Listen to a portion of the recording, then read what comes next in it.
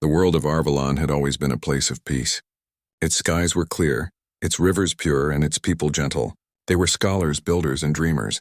For centuries they had lived without war, believing the universe was wide and kind. But the universe proved otherwise. From the stars came the Zorth Empire, a brutal power that conquered every world they touched. The Zorth were taller and stronger than the Arvalon, with armored hides and voices like thunder. They had no interest in peace, only in domination. When their fleet appeared above Arvalon, the people knew they faced an end they could not escape. The city of Veyron, Arvalon's capital, was the first to witness the shadow of the Zorth ships. Their massive war vessels blotted out the sun, casting the land in darkness. Panic spread quickly. Families gathered what little they could, though they knew no hiding place could save them. The leaders of Arvalon called the people together, not to promise safety, but to prepare them for what seemed certain: death. Elder Nivor, the eldest of the council, spoke with a trembling voice in the great hall. "My children, the Zorth have come. We have no army, no weapons strong enough to stop them, but we have dignity. Let us meet our fate with courage, so our spirit will not be forgotten." The hall was silent. No one argued, because there was no hope to argue with. The people had seen what the Zorth had done to other worlds. Whole civilizations wiped away, their cities burned, their names erased. Arvalon's scholars had studied history, and they knew the truth. No race had ever survived the Zorth once they arrived. As the first explosions rocked the distant hills, the ground beneath Veyron trembled. Mothers clutched their children and fathers stood helpless, wishing they could fight but knowing their hands held only tools, not weapons. The people of Arvalon braced for the end, but fate had other plans. That night, as the Zorth ships drew closer, strange fire appeared in the sky. At first, the Arvalon thought it was another attack, and many fell to their knees, believing the final blow had come. But the fire did not strike their homes. Instead, it streaked across the horizon in dozens of glowing trails like stars falling to Earth. The ground shook again, this time not from enemy bombardment, but from something crashing into the fields beyond the city. The Arvalon whispered in fear and confusion. What new weapon was this? Had the Zorth unleashed something worse than before? In the village nearest the crash sites, a young farmer named Laron dared to look. From the smoke and burning earth, he saw figures emerge. At first, they seemed like giants wrapped in strange armor, their faces hidden by helmets of steel. But when one lifted his visor, Laron gasped. The figure had 2 eyes, a nose, a mouth, like the Arvalon. Different, yes, but still. "People, who are you?" Laron whispered, though the armored figure could not hear him. The figure raised a weapon unlike anything Arvalon had ever seen, a long, shining tool that spat fire and light. A burst cut through the night, striking a Zorth scout who had advanced too close. The monster fell with a roar, its armor pierced for the first time. The villagers who watched could not believe their eyes. The Zorth, the unbeatable conquerors, had been wounded, and not by machines, not by fate, but by these strangers who had fallen from the sky. Word spread quickly. Across Veyron, people whispered in awe, "Warriors have come. They fight the Zorth." The council gathered again, but this time their voices were filled not with despair, but with confusion and a spark of hope. Elder Nivor looked to the horizon, where flashes of light and the sound of battle echoed through the night. "Who are they?" he murmured. "And why do they fight for us?" The answer came at dawn. When the sun rose, the smoke cleared enough for the people to see. Dozens of armored warriors stood in the fields, their banners marked with a single word: humanity. The humans were unlike the Arvalon in many ways, taller, stronger, scarred by battles unknown. Their armor was dented but functional, their weapons old but deadly. And yet, despite their fearsome appearance, they stood like guardians, forming a wall between the helpless and the invading Zorth. The first major clash happened outside the western gate. The Zorth advanced in their thousands, confident as always. But the humans did not retreat. Instead, they fought with a fury that shook the very air.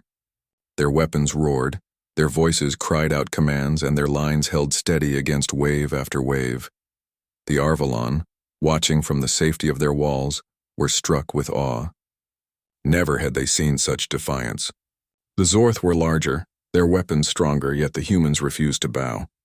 They fought not with numbers but with something the Arvalon could not name at first, something burning in their hearts. The battle raged all morning. By midday, the ground was littered with broken machines and fallen Zorth warriors. The humans were bloodied but still standing. When the Zorth pulled back at last, their commander roared in frustration, an event the Arvalon had never thought possible.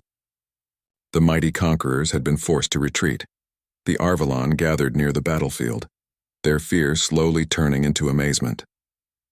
They approached carefully, unsure if these new warriors were friend or foe. One of the human soldiers, his face scarred but his eyes calm, stepped forward. He removed his helmet, showing a weary smile. "We are soldiers of Earth," he said, his voice carrying strength. "We came because no one else would. We will fight with you if you let us." The Arvalon could hardly believe it. Strangers from across the stars had come not to conquer but to protect. Elder Nivor bowed deeply, tears in his eyes. "We thought we faced the end, but you are hope made flesh." The human soldier looked to his comrades, then back to the frail but determined Arvalon. His words were simple but carried a promise. "We hold the line." And so on the day when Arvalon had braced for death, they found something greater than survival. They found allies who fought not for conquest but for life. They found humanity, but the Zorth would not give up easily. Above, the dark fleet still circled, preparing for another strike. And though the Arvalon's hearts were lifted, they knew the war was far from over. Yet for the first time, they no longer waited for death.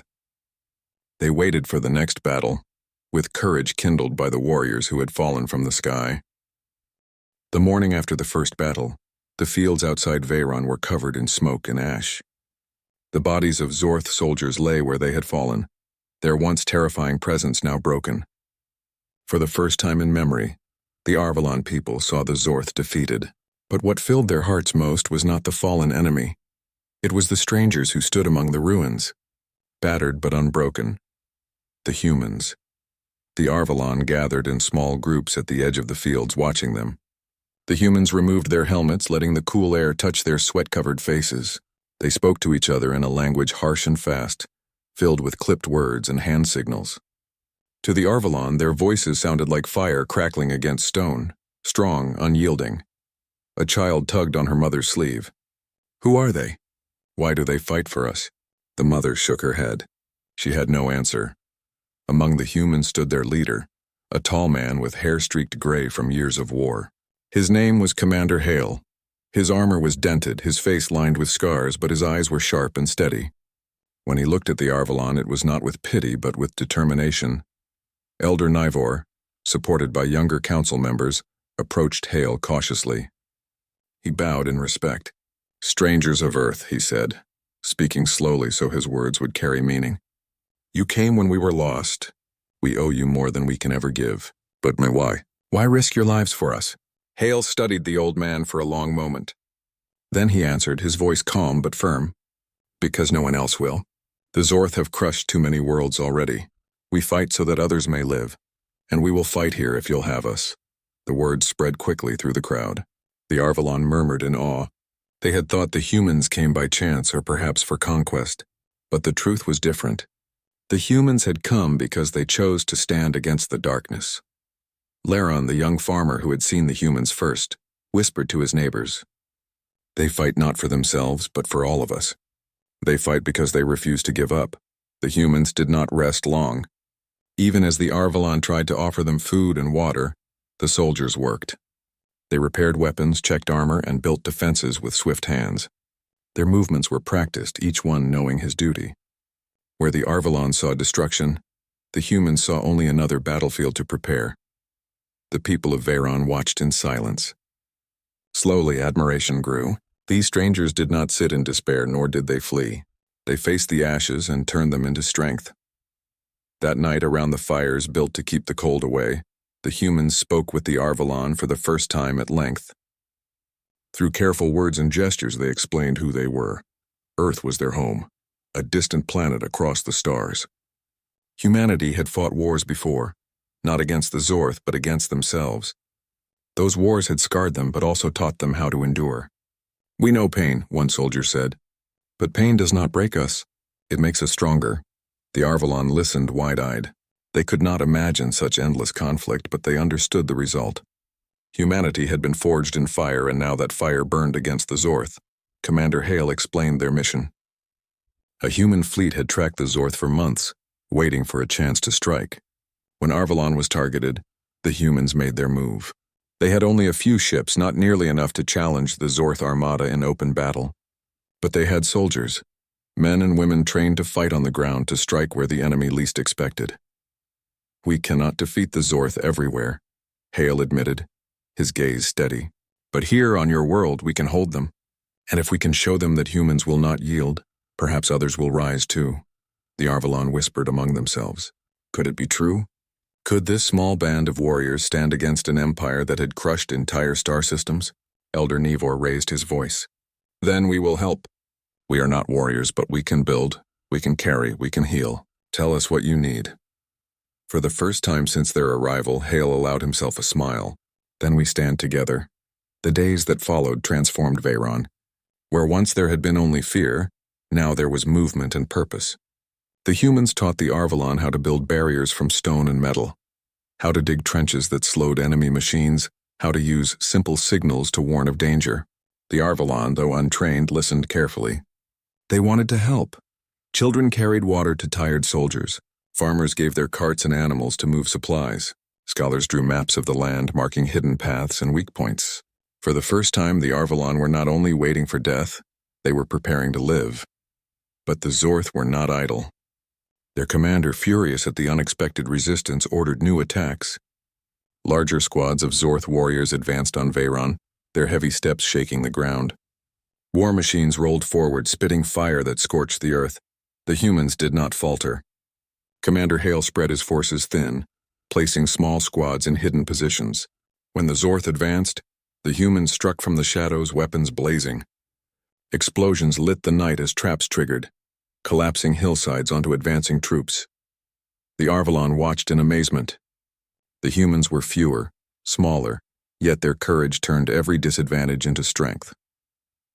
One evening, Laron saw a squad of humans take position near the river. They waited silently until the Zorth came close. Then at Hale's signal, they unleashed a storm of fire that tore through the enemy ranks. Even when the Zorth pressed forward, the humans stood shoulder to shoulder, refusing to break.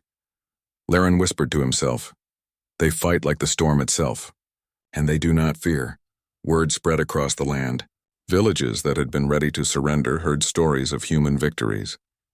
Hope, once thought impossible, began to bloom, yet the war was only beginning. The Zorth commander, humiliated by repeated setbacks, prepared to unleash his full might. He brought forth machines taller than houses, their metal bodies glowing with energy. These machines had crushed resistance on dozens of worlds. When the Arvalon saw them on the horizon, dread filled their hearts again. How could anyone stand against such power? But the humans did not despair. Commander Hale looked at the towering war machines, then at his soldiers. His smile was grim but confident. "Now it gets interesting." The Arvalon felt a strange warmth in their chests as they heard those words. These humans who had come from the ashes of the sky carried no fear of giants. They carried only resolve. That night, as the enemy prepared their assault, the Arvalon gathered on the walls of Veyron. They no longer waited for the end. They waited for the next clash, their voices whispering in awe. "They are soldiers of Earth," one villager said. "They fight in the ashes, and yet they do not fall," another replied. For the first time, the Arvalon felt the stirrings of something they had never known before: courage. And above the battlefield, under the watchful stars, humanity stood ready to prove once more why they had come. The land outside Veyron changed in the days that followed. What had once been peaceful fields of green became scarred earth, filled with trenches, barricades, and the smoke of battle. The Zorth attacked again and again, their numbers endless, their war machines crushing. Yet every time the humans met them with defiance. The Arvalon had never seen such determination. They watched the strangers from Earth fight as if every moment mattered, as if no cost was too great. Each human soldier stood firm even when outnumbered, moving with unity and discipline. When one stumbled, another lifted him. When one fell, the others carried on. To the Arvalon, this spirit was as strange as it was inspiring. Laron, the young farmer, often stood on the city wall, watching the battles unfold. He could not take his eyes from the humans. "They do not fight like us," he told his friends. "They fight as if each breath is a gift they refuse to surrender." The Council of Arvalon began meeting daily with Commander Hale and his officers.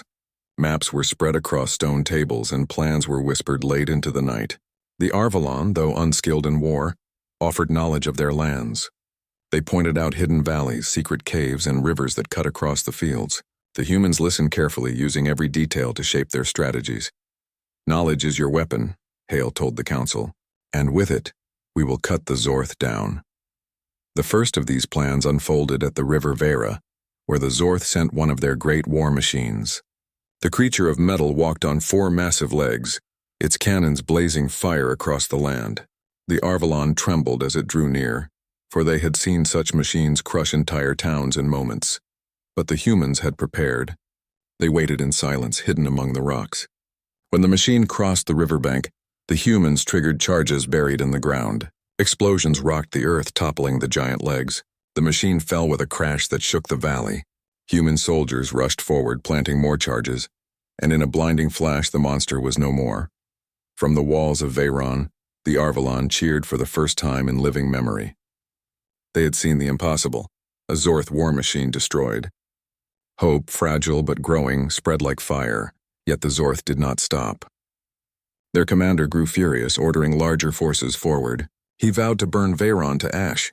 Thousands of Zorth warriors advanced, their roars echoing like thunder. The humans met them not with fear, but with cunning. Small squads moved through the ruins and forests, striking quickly before vanishing again. Traps exploded beneath enemy feet, collapsing bridges and cutting off supplies. The Zorth were larger, but the humans were faster, and their tactics confused the invaders. The Arvalon joined in small ways. Children carried water and food to the humans. Farmers used carts to move stones and wood for barricades. Scholars drew detailed maps marking safe paths and hidden routes. Even those who had never lifted a weapon found themselves part of the struggle. Elder Nivor walked among his people, his voice steady. "Do you see, my children? These warriors of Earth fight not because they must, but because they choose. Let us choose also. Let us stand with them." And so the Arvalon began to believe. One night, as the fires burned low, Laron sat near a group of human soldiers. They were cleaning their weapons, their hands steady despite their exhaustion. Laron dared to speak. "Why do you risk so much? The Zorth are strong. You are few. Why not leave?" A young soldier looked up, his face lit by the fire. "Because if we leave, you die. And if you die, the Zorth grow stronger. We fight so that others may live. That is our way." The word struck Laron's heart like an arrow. He had thought courage belonged only to stories. But here it was, alive before his eyes. The battles grew fiercer. At the eastern ridge, the Zorth sent wave after wave, their armor gleaming under the sun. The humans fought from trenches, their weapons blazing. Even when surrounded, they did not surrender. A squad of 5 held the ridge against dozens, their cries echoing across the valley. When reinforcements arrived, the ridge was still held, bloodied but unbroken. The Arvalon who witnessed it whispered in awe. "They are not like us. They are fire itself." But victory carried a price. Many humans fell in those days. Their bodies were carried back to Veyron, laid gently in the ground. The Arvalon watched in silence as their comrades saluted the fallen. No one wept aloud, yet grief hung heavy in the air. Still, the humans rose again the next day, ready to fight once more. Elder Nivor spoke softly to his council. "They mourn, yet they march. They bleed, yet they rise. What spirit is this?" The answer came in the battles that followed. At the northern hills, the Zorth unleashed a new weapon, flying machines that rained fire from the skies. The Arvalon cried out in terror, certain no one could resist. But human pilots, few in number, rose to meet them in old but fierce ships. The sky lit with trails of fire as the two forces clashed. The Arvalon gathered below, singing ancient songs of courage. Their voices carried to the humans in the sky, and together they turned fear into strength. Against impossible odds, the human pilots drove the Zorth from the skies. The people cheered until their throats grew hoarse. By now, the Zorth commander was enraged. Never before had his forces suffered so much from so few. He swore to end the resistance once and for all. He ordered his mothership to prepare for full assault, a storm of fire that would burn Veyron to the ground. The humans learned of this plan through captured signals. In the War Council, Hale laid his hand on the map. "If that mothership strikes, all is lost. We must go to it. We must end this at the heart," the Arvalon gasped. None had ever dared such a thought. The mothership was vast, a fortress among the stars. How could a small band of humans hope to reach it? But Hale's eyes burned with certainty. We will not wait for death. We will carry the fight to them. At first, the council hesitated. They were scholars, not warriors. But then Laurent stepped forward, his voice strong. If you go, we go. We cannot let you fight alone. Teach us, and we will stand beside you. Others followed, voices rising. We will help! We will fight! Hale looked at the fragile people of Arvalon. Once helpless, now standing tall. A rare smile touched his lips. Then together we rise. The Arvalon spent the next days preparing for the mission. They built simple tools, carried supplies, and learned to follow the humans' commands. They could not fight like soldiers, but they could support in every way possible. When the time came, the strike team gathered at dawn. Humans in their scarred armor, Arvalon with trembling hands but steady hearts, all stood ready. Above them, the Zorth mothership loomed like a shadow across the sky. Elder Nivor raised his voice so all could hear. Once we braced for death. Today we brace for life. Today we fight! The crowd erupted in cheers, their voices carrying across the fields. The strike team boarded their ships, engines roaring. The Arvalon watched as their new allies rose into the heavens toward the greatest battle of all. And for the first time, the people of Arvalon did not tremble. They sang. The sky above Arvalon burned with light as the human strike team rose into orbit. The mothership of the Zorth loomed like a dark mountain, its metal surface glinting under the light of distant stars. The humans aboard their ships were silent, each one focused, each one knowing the weight of the mission. Commander Hale stood on the bridge of the lead vessel, his hands gripping the controls. We move carefully, he said. Precision is everything. One wrong move and we lose not only the mission but everything we fight for. The Arvalon people watched from below, their hearts racing. They could not follow the humans into space, but they felt the tension in every moment. Children clutched their parents' hands. Farmers prayed silently. Scholars whispered hopeful words, counting on the courage of strangers to keep them alive. The human ships moved swiftly, weaving through the debris of orbiting satellites and damaged Zorth drones. Small flares lit the blackness of space as scouts approached, but each was destroyed in a precise burst of fire from human weapons.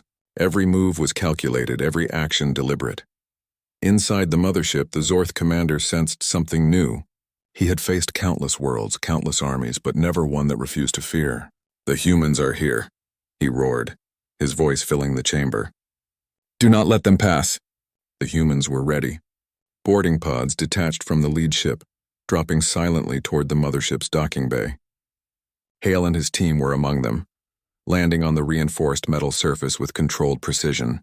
Sparks flew where the pods hit the hull, but the team remained unharmed. Inside the mothership, the corridors were vast and cold, lined with polished metal. Zorth warriors moved in patrols, their heavy armor clanking. The humans split into squads, each moving swiftly, taking down enemies silently. A single soldier would strike, disable a guard, and move on, leaving the Zorth confused and disorganized. Laurent, though he remained on Arvalon, imagined the scene vividly. He pictured the humans moving like shadows, unstoppable and brave, carrying the fight to the very heart of the enemy. The courage they had shown on the ground now extended to the stars. Meanwhile, back on Veyron, the Arvalon held their own defensive positions. The Zorth had not abandoned the planet. Waves of troops, sensing the absence of the human ground team, advanced, intending to crush the city. But the humans on the planet had prepared traps, barricades, and hidden weapons. The Arvalon, guided by the humans' teachings, fought bravely. Every small victory gave them hope. Every wave repelled reminded them that courage could grow in the unlikeliest hearts. Mothers carried stones to reinforce walls. Children passed water to exhausted defenders. Scholars held maps and shouted warnings. Together, they were no longer helpless. Above, in the mothership, the human strike team approached the central core, where the ship's control systems pulsed with energy. Hale signaled the others, pointing toward the power conduits. We split up. Plant charges, then regroup. Timing is everything.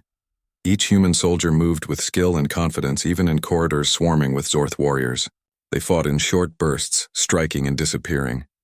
The Zorth, large and powerful, underestimated the humans' speed and coordination. Step by step, the team advanced. Suddenly, alarms blared. The Zorth commander had discovered the intruders. Soldiers surged toward the strike team, and a fierce battle erupted in the narrow halls. Sparks flew from weapons, metal clashed against metal, and the sound of battle echoed through the corridors. Hale and his team fought not just with strength, but with strategy. They used the environment, triggering bulkheads to crush enemies, collapsing sections of the ship and drawing their foes into traps. Every move was a lesson in patience and planning, every action saving lives. Below, the Arvalon watched the skies anxiously, seeing flashes of fire from orbit. They did not understand all the details, but they knew the humans were inside the enemy's stronghold, risking everything to protect them. Fear mixed with admiration and hope mingled with tension. The humans finally reached the central chamber. The power core pulsed with a strange light, feeding the weapons and engines of the massive ship. Hale placed the charges carefully, setting timers with precision. Every second counted. As the team began their retreat, the Zorth discovered them. A massive squad surrounded the humans, forcing them to fight in close quarters. Blades clanged, energy pulses sparked, and the humans pressed forward, refusing to yield. A young Arvalon scholar watching from a distant hill whispered to himself, "They are fire. They will not be stopped." The retreat was tense. Each human covered another, pulling them through corridors, down maintenance shafts, and finally back to their boarding pods. They had succeeded in planting the charges, but escape required every ounce of skill they possessed. Above the planet, the human ship soared from the mothership's surface, dodging fire from Zorth defenses. Explosions rocked the vessel, shattering parts of the hull. Hale's ship took a hit, but the shields held. His voice rang through the comms. "Hold together. We are almost clear." Back on Veyron, the Arvalon saw a massive explosion light the night sky. The mothership shook violently, pieces of its structure breaking off and falling toward the planet's orbit. Cheers erupted from the people below. The impossible had been done. The humans had struck at the heart of the Zorth fleet, yet there was no time to celebrate. Smaller Zorth vessels still attacked the planet, but their numbers were disorganized and weak. The humans' strike had broken the coordination of the enemy forces. On the ground, the Arvalon fought with renewed courage. Trained by humans, inspired by their bravery, they moved through the streets with purpose. When a Zorth warrior approached, they did not flee. Instead, they used the weapons and knowledge humans had shared, striking with careful aim, holding their ground. Commander Hale's voice echoed across the comms. "You have done well. Stand firm. We will return to help you finish this." The skies cleared as the last Zorth ships retreated in confusion. The Arvalon looked up at the stars, knowing the humans had risked everything above them. They felt a new sense of pride. They had once braced for death, but now they understood courage. That night, fires burned across Veyron, not from battle, but from celebration. The people sang, their voices carrying across the land. Children ran through the streets laughing for the first time in weeks. Scholars smiled as they looked at maps marked with victories. Farmers hugged one another, relieved to see the enemy driven back. Elder Nivor spoke to the gathered crowd. "Today we saw fire in the heavens. We saw strangers from distant worlds risk everything for our lives. Let us remember this courage and let it guide us. We are not helpless. We are not small. We are capable of greatness." Laron stood near the edge of the city, staring at the fading lights of the human ships disappearing into the stars. He knew the humans would return, that their fight was not yet over. But he also knew that the Arvalon were no longer powerless. They had learned courage, unity, and hope from those who had fallen from the sky. And as the fires of celebration lit the night, a promise echoed through the hearts of the people.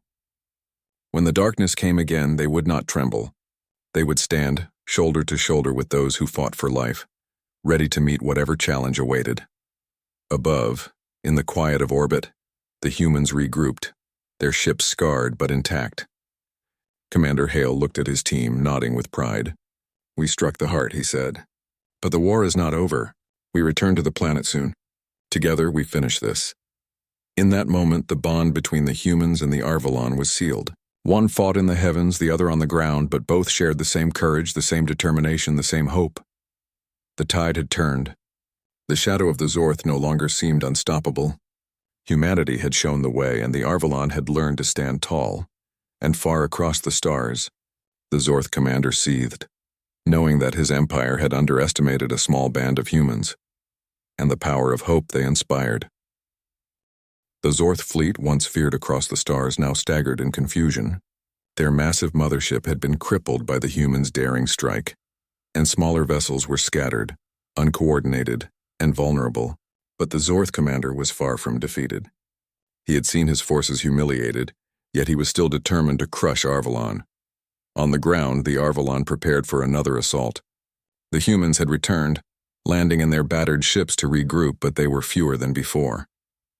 Commander Hale surveyed the fields and city streets, knowing the battle ahead would be the most dangerous yet. "This is it," he said to his team. "Every step counts. Every action matters. We end this now, or we risk losing everything we've fought for." The Arvalon had grown strong in the days since the first attack. Farmers carried supplies to the front lines. Scholars relayed intelligence. Children delivered messages between squads. The people who had once braced for death were now active participants in the defense of their world. They were no longer helpless, and that gave the humans a vital advantage. The Zorth struck in the early morning, their ships circling above, and ground troops advancing in waves. Their massive war machines rolled forward, their metal legs crushing the earth, while armored soldiers shouted commands in a language the humans did not need to understand. They only needed to see the fear in their movements. Hale split his forces carefully. Human squads moved with precise timing, using trenches, barricades, and hidden positions to slow the enemy. When the Zorth approached, explosions shook the ground as traps were triggered. Despite being heavily outnumbered, the humans forced the Zorth to fight on unfamiliar terms. Laren, standing beside Hale, carried a water pack for the soldiers, his hands trembling, but his heart steady. "I never thought I would stand in a battlefield," he said quietly. "But now I know courage is not born from strength alone. It comes from the will to act even when afraid." Hale glanced at him, nodding. "Exactly.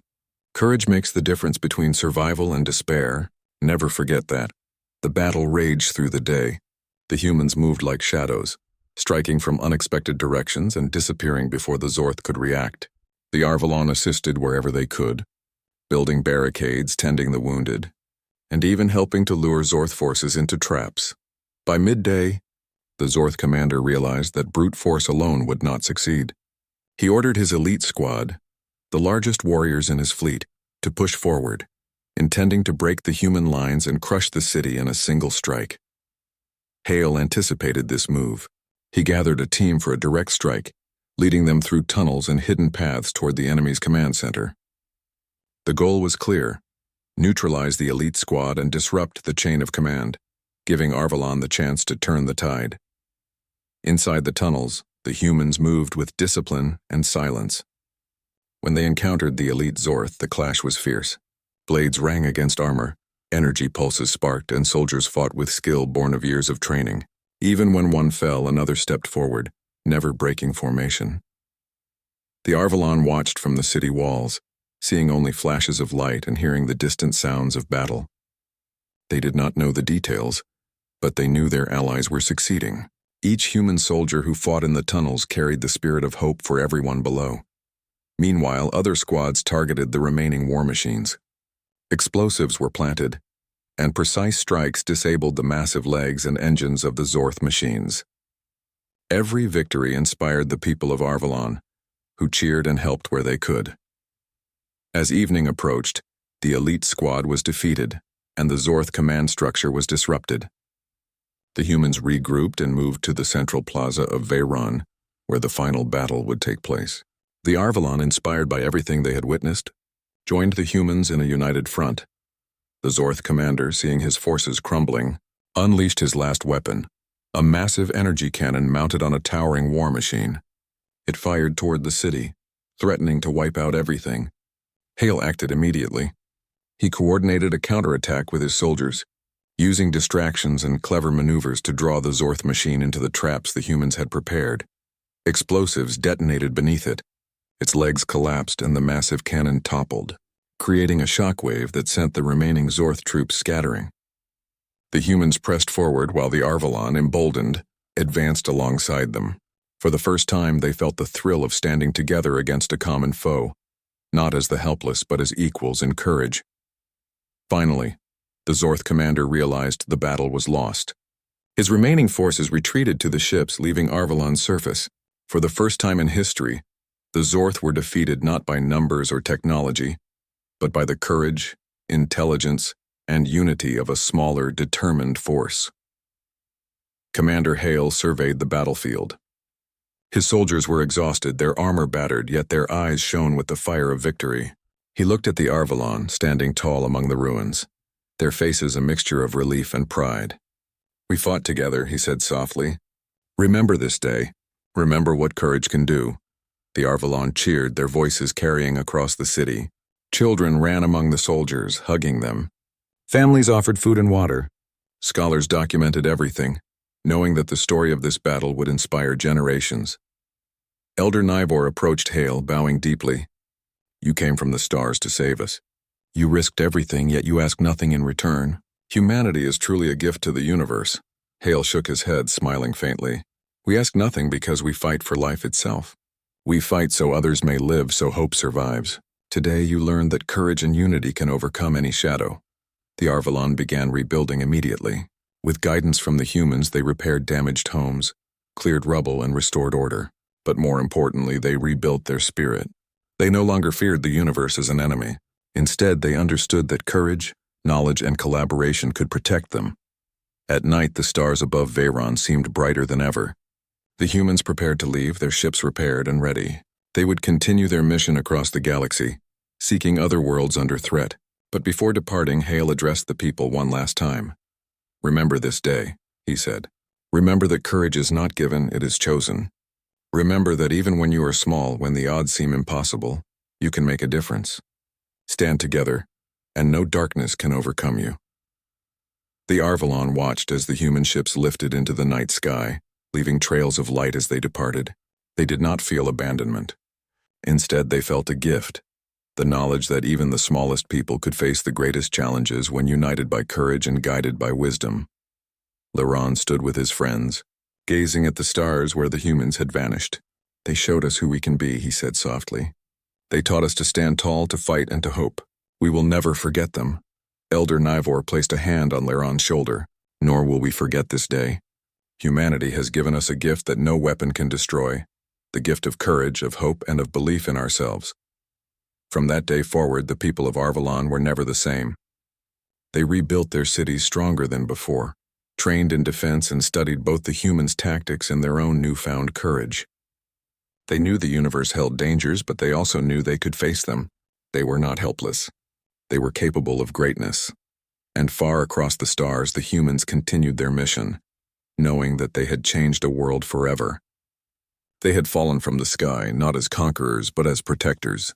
And in doing so, they had shown that even the smallest spark of hope could ignite a fire that darkness could never extinguish. For the people of Arvalon, life had returned, but it was more than survival. It was a life filled with courage, pride, and the knowledge that humans had shown them what it truly meant to fight for life, for hope, and for the future. The shadow of the Zorth remained somewhere in the galaxy, but the Arvalon no longer feared it. They had seen courage in action. They had seen humanity at its best, and they had learned that even in the face of impossible odds, the heart of life and hope could prevail. The story of that day would be told for generations, a day when a peaceful world braced for death, and humans fell from the sky to show them how to live.